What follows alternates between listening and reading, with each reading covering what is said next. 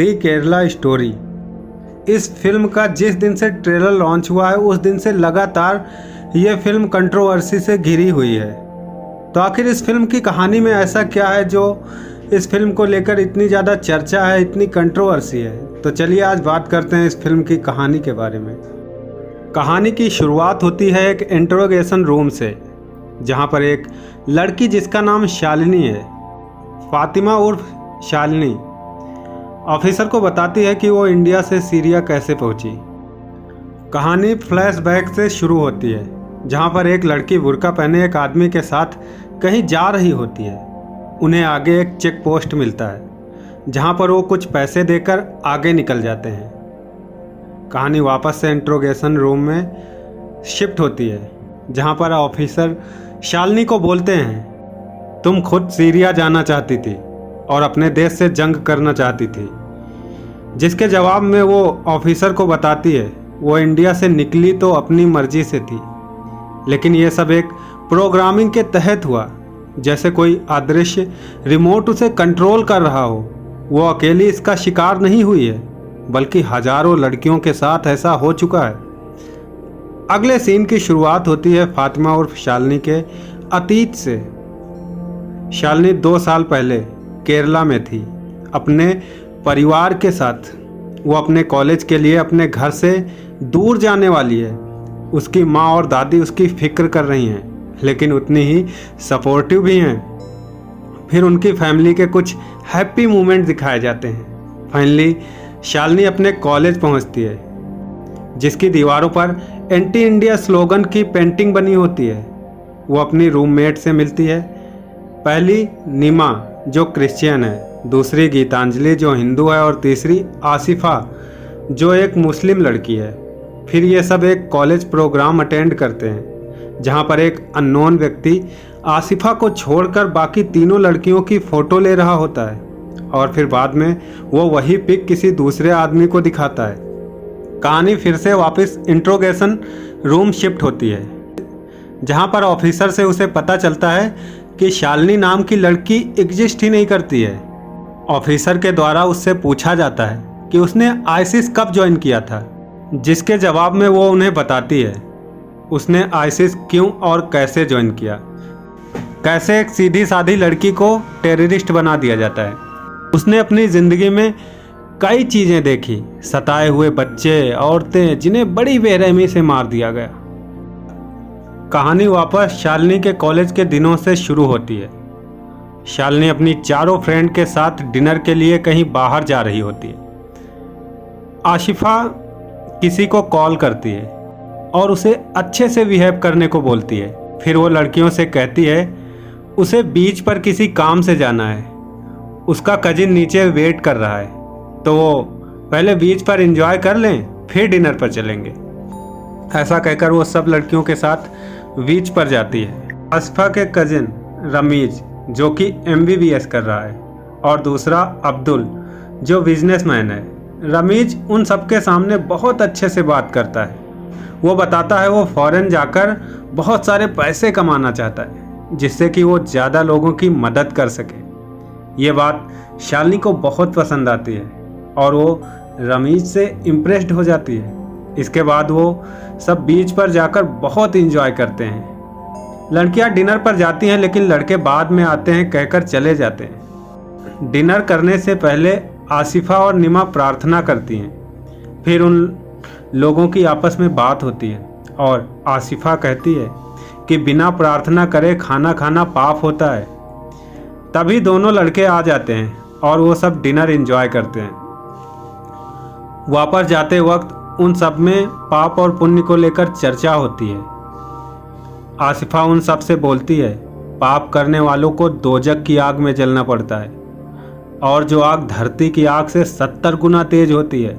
उसके हिसाब से जो भी इस्लाम में विश्वास नहीं करता उसे दोजक की आग में जला दिया जाता है। अब क्योंकि वो सब विश्वास नहीं करती हैं तो अल्लाह ही उन्हें बचा सकता है। इसके बाद ईद पर सब आसिफा के घर जाते हैं, जहाँ पर आसिफा के घर वाले उन सब की बहुत अच्छे से खातिरदारी करते हैं। यहीं पर रमीज और शालिनी के बीच में नज़दीकियाँ बढ़ती हैं। अब्दुल और गीतांजलि भी करीब आते हैं। आसिफा अब धीरे धीरे इन लड़कियों के दिमाग में अल्लाह की बातें डालने लगती है। आसिफा, अब्दुल और रमीज के ऊपर के लोग उन सब पर दबाव डालने लगते हैं। वो बोलते हैं दूसरे देशों से हर साल 25-26 लड़कियां सीरिया पहुंचाई जाती हैं, लेकिन यहाँ से 3 लड़कियों को भेजने में इतना वक्त क्यों लग रहा है। तभी वो लोग आसिफा को कुछ गोलियां देते हैं जिन्हें ड्रग्स की तरह इस्तेमाल करके उनके दिमाग को और अच्छे से कंट्रोल किया जा सकता है। इसके बाद निमा, शालिनी और गीतांजलि शॉपिंग के लिए मॉल जाते हैं, लेकिन आसिफा जाने से मना कर देती है। मॉल में कुछ लड़के उनके साथ बदतमीजी करते हैं और उनके कपड़े भी फाड़ देते हैं। तभी उन सबको एक औरत अपने हिजाब से ढकती है। इस घटना के बाद उन सब के दिमाग शून्य पड़ जाते हैं, जिसका फ़ायदा उठाकर आसिफा उन सब को बोलती है हिजाब पहने लड़की के साथ कभी कुछ गलत नहीं होता, ना तो उन्हें कोई छेड़ता है ना ही उनके साथ रेप होता है, क्योंकि अल्लाह उन सब की हिफाजत करता है। इसके बाद आसिफा क्रिश्चियन और हिंदू गॉड की बुराई शुरू कर देती है। तब निमा गुस्से में उसे चुप रहने के लिए बोलती है।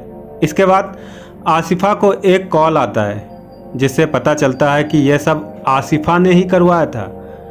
इसके बाद निमा अपने घर चली जाती है।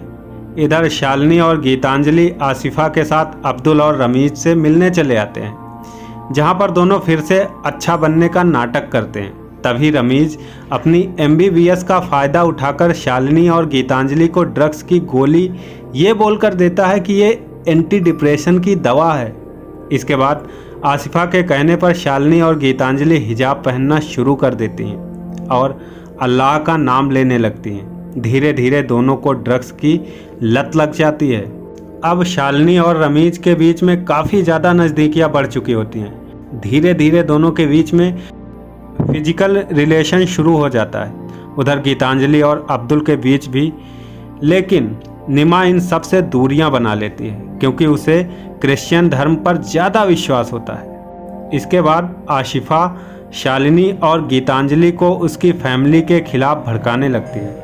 होता भी वही है, उनकी फैमिली हिजाब के साथ उन्हें स्वीकार नहीं करती।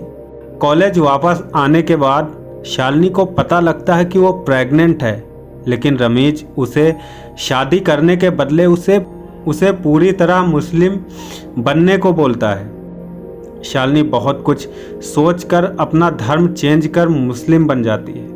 इधर गीतांजलि को नशे की लत लग जाती है और अब्दुल को कहने पर नशे की हालत में वो अपनी बहुत सारी न्यूड पिक उसे सेंड कर देती है।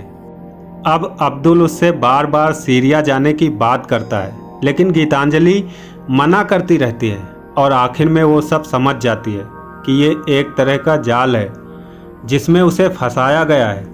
इसलिए वो सब छोड़ छाड़ कर वापस अपने पेरेंट के पास चली जाती है। इधर शालिनी को कुछ समझ नहीं आता है, क्योंकि रमीज उसे छोड़कर अपने घर चला जाता है। अब वहाँ पर मौजूद मौलवी शालिनी का ब्रेन वॉश करना शुरू कर देते हैं। वो शालिनी से बोलते हैं कि उसने बिना शादी के फिजिकल रिलेशन बनाया, ड्रग्स लिए, प्रेग्नेंट हुई, जो कि एक गुनाह है। इसलिए तुम्हें अल्लाह से माफ़ी के लिए किसी और से निकाह कर सीरिया जाना होगा, फिर अल्लाह तुम्हें जन्नत देगा।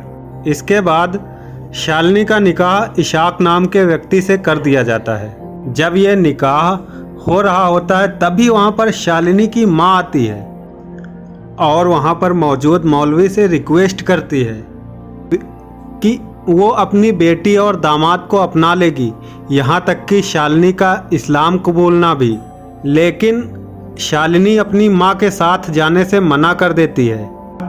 इसके बाद शालिनी की माँ को गीतांजलि से पता चलता है कि शालिनी प्रेग्नेंट है। इधर जब गीतांजलि अब्दुल के साथ सीरिया जाने से मना कर देती है तो अब्दुल उसकी न्यूड पिक अलग अलग सोशल मीडिया और वेबसाइट पर अपलोड कर देता है।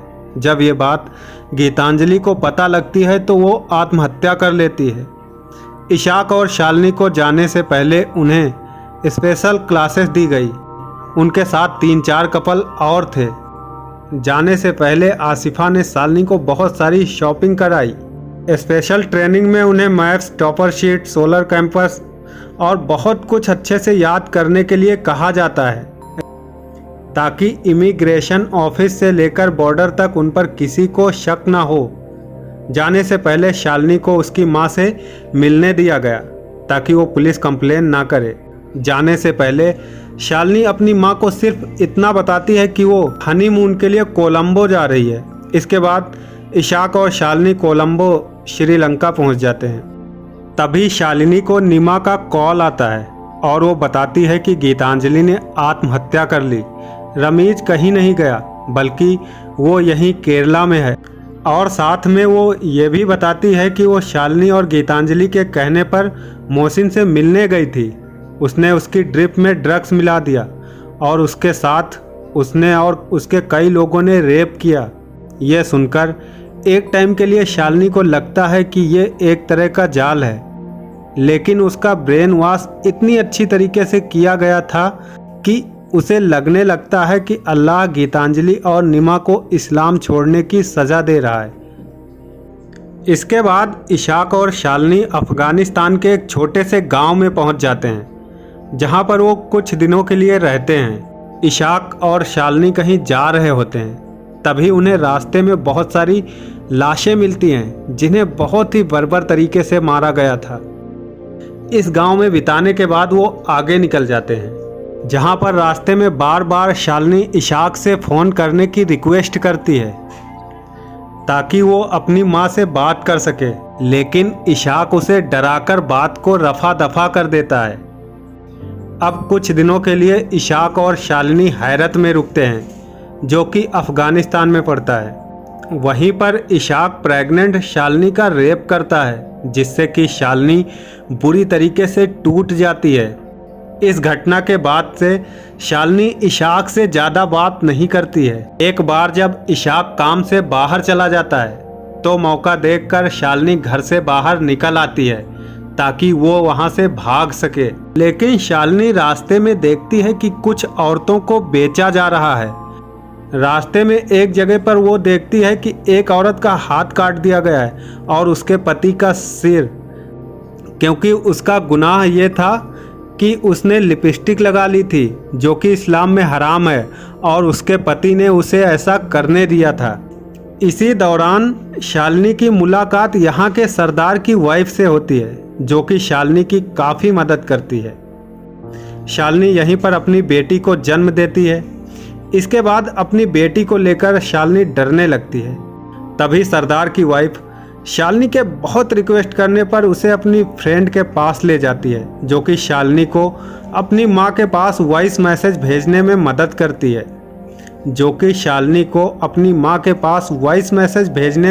करती है।